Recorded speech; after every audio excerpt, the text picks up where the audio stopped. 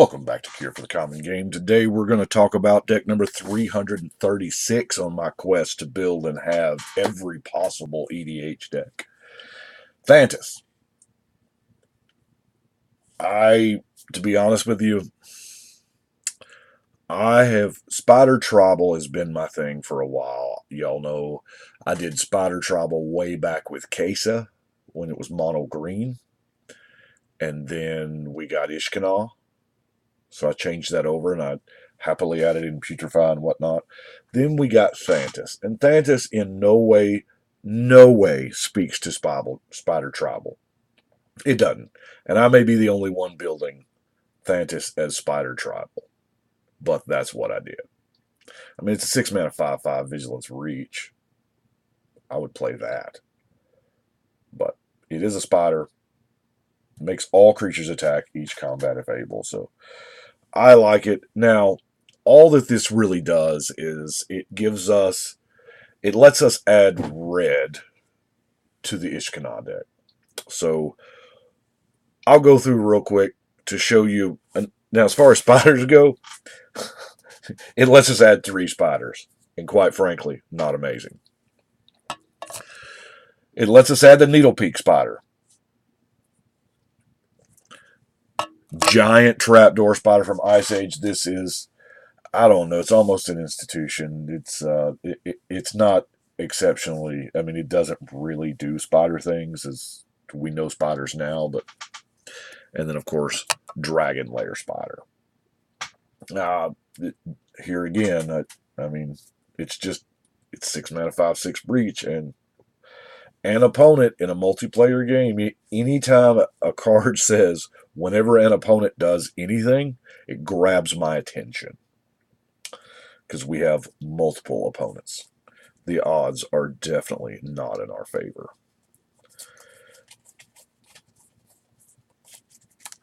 We'll just keep going with the spiders. Green-black, of course, we have the Warweaver and then the Obelisk spider. All of the rest of these are just good old-fashioned green spiders. It is just about having bodies in our tribe.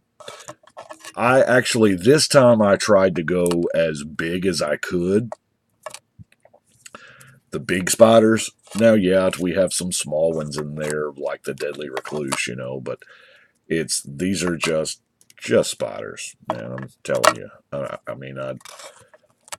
The downside is some of them, like the Goliath spiders, 8 mana, Archweaver 7. I mean, big spiders are typically very, very expensive to cast. Watcher in the web, I'll admit the very first time I read this card, it reads like an uncard. Yeah. I mean, I like the idea of the flavor, 8 legs, 8 blocks, but it reads like an uncard. Kind of like that white card that can block an additional 99 creatures. It totally reads like an uncard. The spider. I mean, Spider Tribe is not... It's not an exciting tribe by any means, but it is what I like to call one of my favorites of the unsung tribe. Of course, I have Ishkanah in there. And last but certainly not least, the OG spider, Mr. Giant Spider himself. Now, y'all are expecting to see Spider Fog in here, and it's not in here simply because Spider Fog is ridiculously expensive now. I know it's well over $10, and the ones I have are in use. Now, we are playing 3 colors, so we've got a little bit of fixing. Of course, we have Search for Tomorrow, Rampant Growth, and Harrow to kind of smooth out our ramp. Now, Pillar of Origins, we're tribal, so Pillar of Origins was kind of the thing. Spiders, since I said tribal, Coat of Arms, I don't feel like that spiders is the right place for Coat of Arms. I believe Coat of Arms is a sorcery that costs 5 colorless mana that says win the game. Because you play Coat of Arms when you can win that turn. There's so many tribal decks out there. So many people love tribal. And especially as big a games as I generally play, 5, 6, 9 players, somebody else you're helping. And I like coat of arms in the smaller, like the goblins, the elves, the really explosive. Okay, I can play coat of arms and take out 3 people this turn. That's what I. And the other coat of arms ish type cards, the door, things like that, they're all amazing. The door would be perfect in spiders simply because it comes down before most spiders do. Love to have another Door of Destinies. But we're on to artifact fixing. Of course, Gruul and Golgari, Jund. And then, of course, we have the Hedron Archive. Now,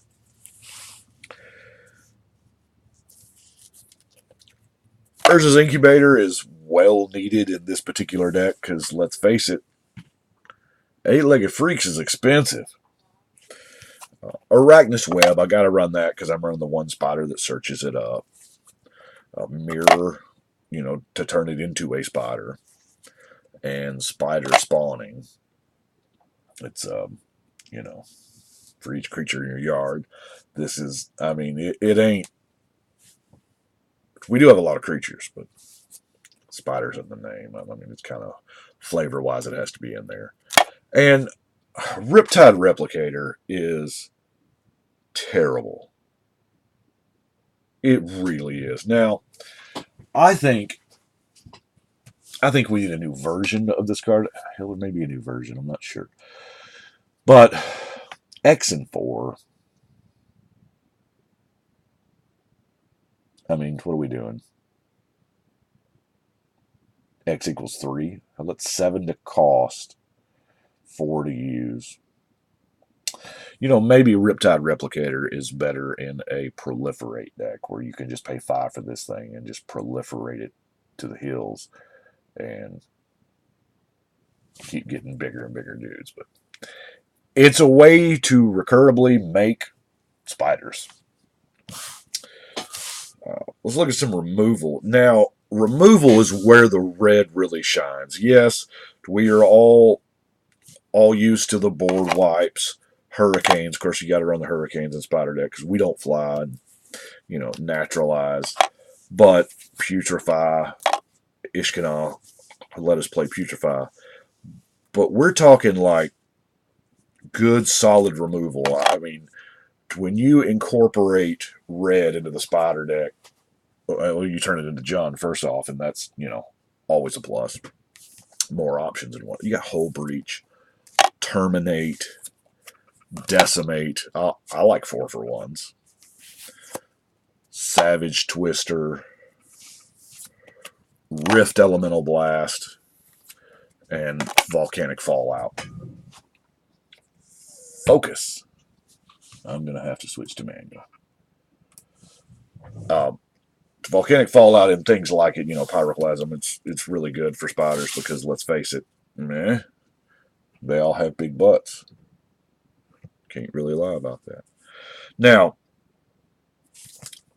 Pyroclasm, there, and Jund Charm. Now, Jund Charm does the things we're wanting to do. It removes a graveyard, it pyroclasms, or it just puts 2 counters on whatever your commander, maybe.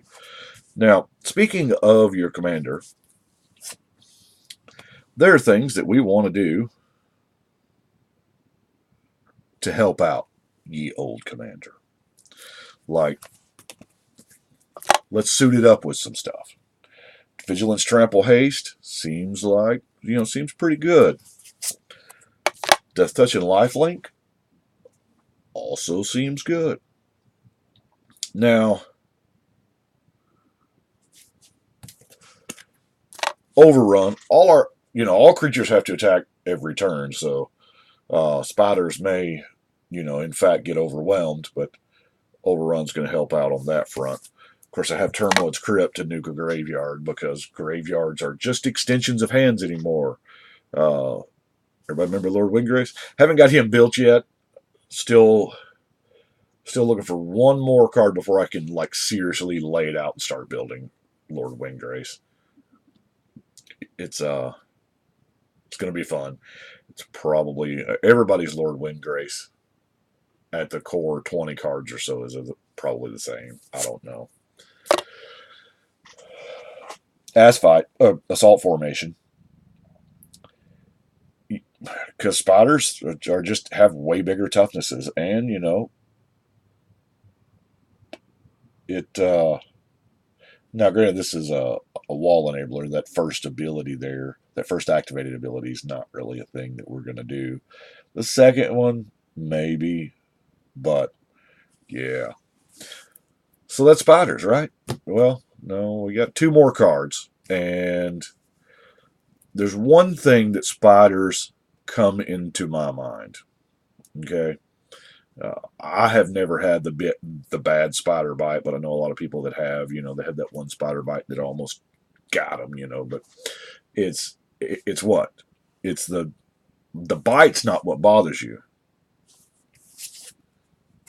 It's the venom. We have a rather large commander that gets bigger. And of course, the equipment in there, to give it trample, death touch. Because trample death touch is very interesting. You only have to have assign 1 point of damage to the creature, regardless of, if you attack with it and they block with, a 10-10, you only have to assign 1 point of damage, and the rest of it can trample over. And with that being infect, it gets there pretty quick. And of course, side by side is Triumph of the Hordes. Now, you'll be happy to know this is the last Triumph of the Hordes in my collection. I throw this out quite a bit there, here and there, and you know what? Maybe